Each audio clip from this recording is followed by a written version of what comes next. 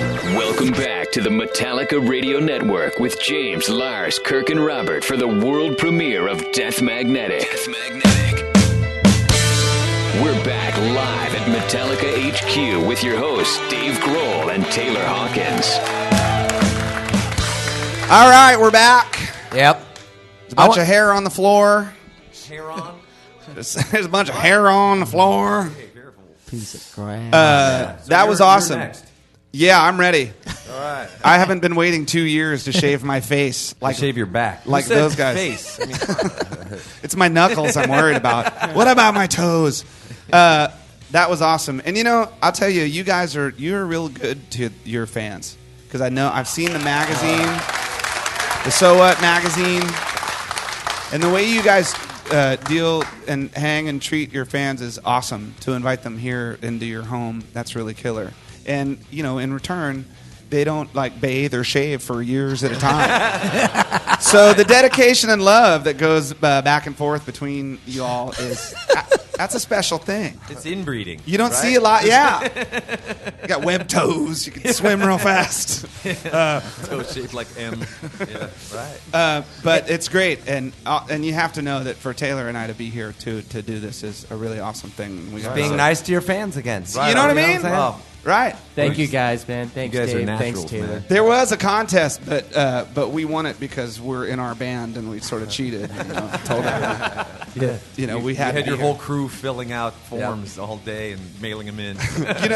One of the coolest things about being here, though, is being in that studio and seeing some of those old guitars, man. Because I recognize those guitars, and it's awesome when you see those old Explorer, those ESPs or whatever they are, with all the you could tell that you had a bullet belt on when you were wearing that thing.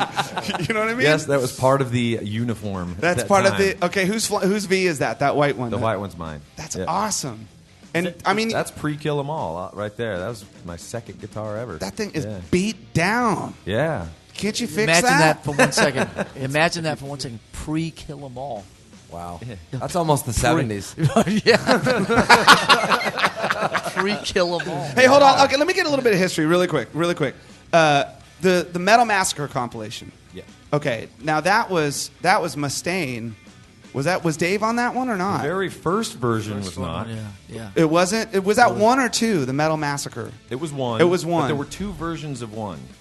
Okay. It was me and James and a guy named Lloyd Grant. Yeah, Lloyd. And James, it was literally just Where's me Lloyd? and James, and Lloyd Grant played all the solos. Then, on the second version, when Brian Slagle, Brian Slagle, he got himself a distribution deal for the record, and then we got a chance to recut it because our, next to all the other bands on that record, it was a Fostex. It was like a 4-track Fostex. It sounded like nothing. So we got a chance to recut it. So we put the version of Hit the Lights with Mustaine on guitar and Ron McGovney on bass, and that was like the first sort of official Metallica lineup. But And the Metallica That was the first. one I heard. Metallica spell correct. But the very first one, How did they spell it the first time? the two T. METTTTT. Yeah. There's like too many T's. There was a couple too many T's. So if you have the first version of that with the extra T's, it's just James and me and a guy named Lloyd Grant playing solos. And if you have Yeah, it, well, you got here's it. the very cool thing. Well, I did bass, guitar, and the singing. Lars did the drums. I had, we got one more track. We stopped on the way to the studio and had some guy do the solos on it, remember? Yeah. We stopped on the way. Hey, can you throw some solos on here? Okay. And then we brought it to Brian. Okay, here. What? It's ready. And we walked in with a cassette tape. And he's going, well, where's your, half-inch, Master real deal. professional Master tape? deal. Well, this is it. That's why it But sounds 26 years from now, we'll have Dave Grohl and Taylor Hawkins from the Foo Fighters sitting talking about Death Magnetic in the studio in Northern California, surrounded by 100 people who feel nothing but love for us. So take that with you. That's right. There you go. Yeah. Well, personally, I got to say that ever since when me and my good buddy Jimmy, rest in peace, when we got that Kill 'Em All cassette from some mail order catalog, I remember looking at the picture, and looking at you guys, and just by looking at you, we thought, oh my God, we can be in a band too.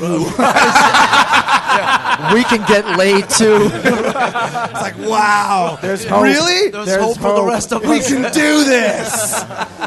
But Ugly people form bands too. you don't have to look like the guy from Def Leppard, whatever. Yeah.